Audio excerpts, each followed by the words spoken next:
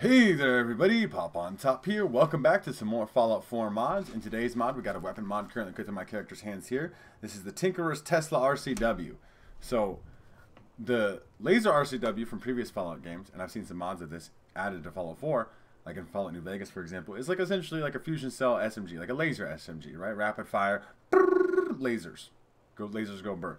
This, because it's Tesla, shoots lightning. Rapid fire, lightning. As you can see, the lightning is even sticking around. I wonder if that would hurt me. I wonder if I can... No? But as you see, it's chaining. Like, you can see it chained to the target, even vaguely getting around it. So this weapon is obviously going to be very powerful, because, like, without the ability to hurt yourself, right, you could just essentially spam this down hallways and stuff. Any kind of interior location, you're going to absolutely destroy things. So, I did want to mention model quality on this weapon is quite nice, right? Like, it does look good. It's got, you know, kind of a blocky steel construction to it, but obviously you kind of need to. You're going to contain a lot of electricity within this thing. But it does have what I would consider like poor iron sights off rip, because obviously just the way that it's designed, right? But I don't really think you really even need to aim that hard with this weapon. It's a very spammy weapon. It's a full auto kind of thing. So, I bought this weapon off of Clio in Good Neighbor, but you can also find it on Arturo or other vendors. It doesn't specifically list in the mod description what level it starts showing up in the leveled list like that, where you can start finding on vendors. But I imagine, you know, if you're not finding it, maybe you need to level up a little more. Unless you're like not a low level character, then there's other reasons why that could be. But let's take this to the weapon workbench and take a look at what we can do customization wise with it to improve it. How much stuff there is to do that with that. So obviously, Enduro would be the worst, right? Just it has no sights, I guess. But you can increase this capacitor all the way up to unstable. It's got no sights apparently. That's not a negative. 180 fire rate. 32 damage doesn't seem like a lot. We'll show off later that that's actually humongous, especially with the 180 fire rate. Obviously unstable barrel, I guess you want to go. But I do like the looks of these barrels. You can see through here, kind of like actually how they like laser weapons or energy weapons. I guess this is not really a laser gun. It's a lightning gun. But you can see how they actually can physically change their appearance. Obviously, the barrels here seem to increase accuracy and range kind of as you go up, and damage a little bit once you get up to the top. So we want to make it unstable, maximum range, right? And then you can put a stock on here. It is a rifle class weapon, not a pistol, right? Like, so it's gonna be affected by the commando perk, I imagine, actually, because it's an automatic weapon, right? But you can do all the way up to recoil compensating stock, which also looks like it's got some unique designs on there. Yeah, like almost like a pipe weapon stock. You can do a standard fusion cell, and then you can change up the kind of. I mean, you can do a fusion core even, which is kind of crazy. And an electron charge pack, which is also a fusion core for all intents and purposes. I imagine that's going to be a lot more capacity, so we'll take a look at that just to see. 38. That is more, I believe. You got an absolutely banana fire right here. Like, that 38 was just gone. Like, goodbye. But I mean, anything in that entire area is going to get lightning chained to it and die. I'm like trying to be really careful here that I don't accidentally like shoot dog meat or something, right? And obviously the recoil wasn't even an issue there. Obviously we have no sights, or they say no sights, no special sights here. You don't need sights. This is hit fire only kind of gun, even at long range. There's no need to aim this gun. It's vaguely get the electricity in their direction. But obviously you can optimize, which will even increase fire rate even more. It also says it lists armor penetration. I'm not sure how much the armor penetration amount is. You can overcharge it. It says decrease fire rate, but that's the overcharged fusion core is still just as much fire rate as the standard electron charge pack. Standard fusion core does get more, even 194. You can optimize max charge, right, which you can increase the capacity with, right? Optimize the fusion cell, so that's even doing more damage and range, right? Like, so like, yeah, because you probably don't want to be spending a fusion core per thing, right? So actually optimize fusion cell, doing more damage and having even more fire rate might be the best way to go, because it costs cells instead of one fusion core per reload. I mean, let's put the optimized fusion core on here. Let's see. Let's like take a look here. I got a lot of like, you know, practically infinite. This is 500 rounds.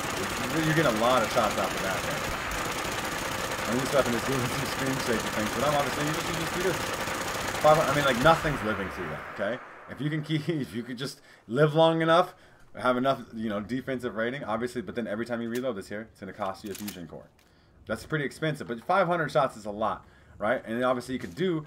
I like that you do have the option for fusion cells, and that it's not necessarily worse, at least in terms of damage and stuff, right? You could obviously do this optimized fusion cell. You can use just fusion cells. It does the same amount of damage. You're using a little bit of fire rate, but you are, you know, gaining that armor penetration and all that stuff as well. No accuracy, just losing a little bit of fire. This is probably the actual way to go with the weapon, unless you happen to be sitting in all kinds of fusion cores.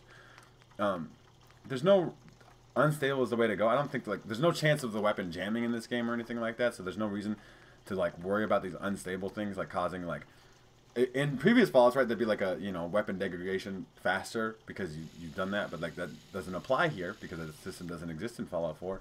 So you pretty much just get the most powerful version of the weapon you can get right off rip. It's a simple little gun, but it's kind of a cool, unique lightning SMG that I really like the concept of anyway, at least. It is a cool weapon, right? The animations look quality for what we're getting out of the thing, right? Like, and like, you know, per fusion cell, we're getting a lot of damage out of here, right? We're going to obviously have to show this off in some combat, so I'll see you guys when we get there.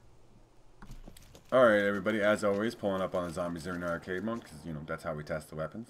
Obviously, this is going to be very fitting for this particular weapon, because I mentioned earlier on in the video, the tighter, closer range spaces you get in this, you're just going to vaguely put the electricity by your enemies, and then they're going to die, right? So we'll spawn in some duels, just because it'll be fun. Right? I mean, as you see there, that took, what, 2 shots, technically? And like I said, this electricity doesn't harm you, right? You can run right through it. That would be at least a danger, right? Like, so, like, if you did get harmed by the weapon, because you don't, it's literally just chaining death weapon of rapid fire goodness. You don't need as much fire rate as they give you either, I promise that, right? Like, and I don't think you really need to use the fusion cores. You could if you really feel like you got a lot of them, but I think even fusion cell ammunition here is going to be plenty with this particular type of thing. Now, we should have a few more ghouls in here, and then we're going to exit and we're going to try it out at long range and stuff, right?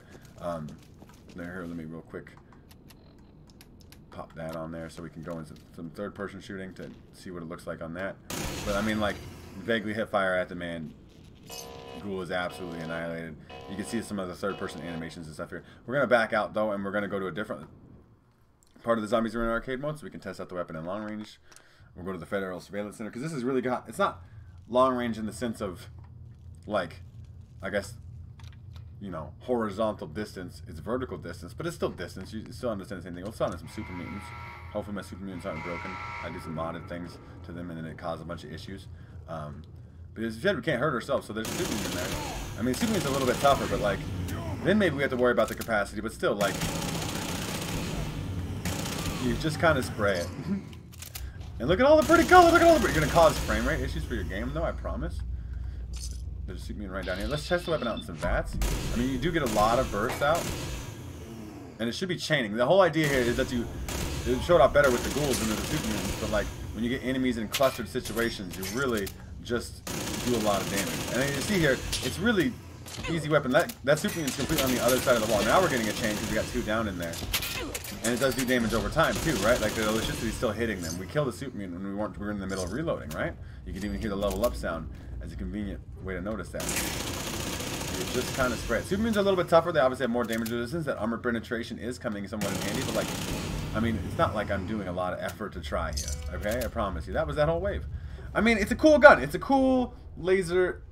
Well, I guess not laser, like a lightning SMG that you can add to your game. It's a very small file size, right? Very easy mod to just kind of add to your game, and then you can go around shooting lasers. I'm not even going to shoot the weapon right here. There's too many people I don't want to shoot on accident with it, because that's how, I mean, just crazy lightning. Obviously, you can do the fusion core thing if you really want to max out capacity, but, you know, you get a concern in there about how many fusion cores you have. Depends on if you use power armor and stuff like that. But it is a cool, decently customizable weapon that is fun to use. So, you guys let me know what you think in the comment section down below. Are you going to check out the Tinkerer's Tesla RCW for yourselves? Let me know, right? If you guys want to check it out for yourselves, make sure to check out the top link in the description. There'll be a link there to the Bethesda.net page and the Nexus mod page. You can download this mod for yourselves there. If you guys have enjoyed the video, like the video.